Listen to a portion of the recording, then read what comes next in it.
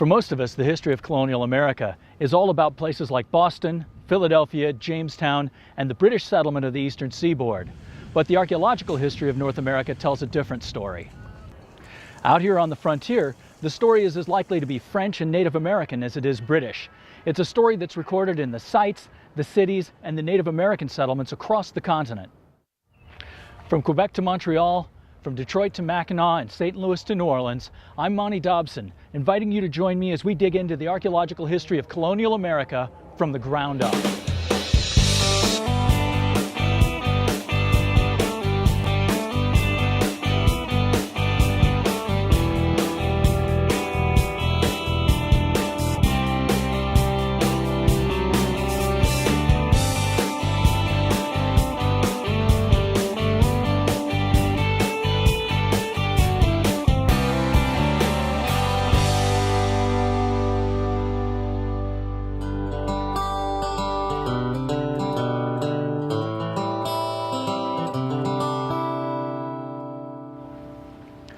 This episode is the story of the Europeans and their relentless pursuit of material wealth colliding head-on with the geopolitical culture of native North America.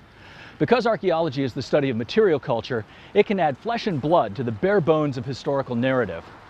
And that narrative is no more real than here in the spectacular walled city of Quebec. Quebec was founded in 1608 by this guy, Samuel de Champlain, making it one of the earliest European settlements east of the Mississippi River.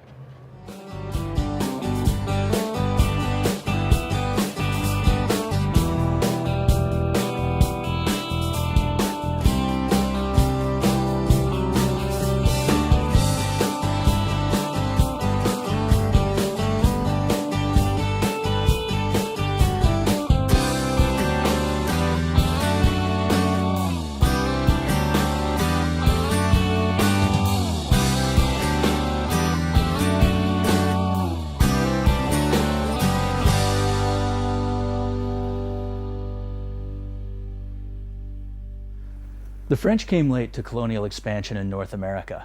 They came looking for precious metals and an eastward water route to the spice-rich ports of Asia. Instead, what they found was a continent filled with unbelievable natural resources, if they could only find the right market.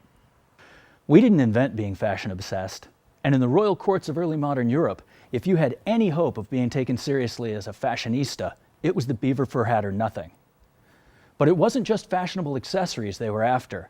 I mean, why travel halfway around the world and risk life and limb for a new hat? Well, human beings are simple folk, and we often do things for a reason. Some of us are motivated by the quest for glory or to serve king and country. But if there's one thing that's guaranteed to get us all up off of the sofa, it's the promise of a bit of cash. Once you dangle the potential for an easy fortune in front of people, they can get pretty energetic. So what was it that first kept the French interested in North America when they didn't find gold or Asia? Believe it or not, it was a fish supper. Europeans had been exploiting the prosperous cod fisheries for some time. You might say the real monarch of North America was King Cod. A good day's fishing is one thing, and while animal rights activists might cringe at the thought of it, it was the fur trade that kicked the French economic interest in the New World into overdrive. Quebec, along with Montreal, Detroit, Mackinac, and the forts and posts of the interior, became key control points in the fur trade network that developed along the rivers and lakes of the interior. And if the King of France had any hopes of getting more out of his New World investments than a new hat, he was going to have to control those water highways. More than a pile of rocks plunked down next to the St. Lawrence River, Quebec was the key to controlling the rivers and lakes of the continent's interior. 150 miles southwest of Quebec, along the St. Lawrence River, Montreal became the major market for furs collected further inland. Unlike the English settlements in North America, New France was never about exporting a surplus population of Protestant religious zealots, peasants, and prisoners. It was about extending the glory and the influence of the King of France and his most holy ally, the Catholic Church.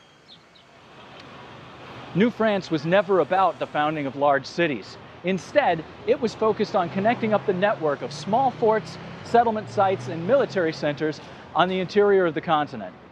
And that network was actually tapped into a pre-existing system of trade relationships among the continent's native inhabitants. In practice, This meant that the French were more willing to form alliances and work cooperatively with the Indians than were the British.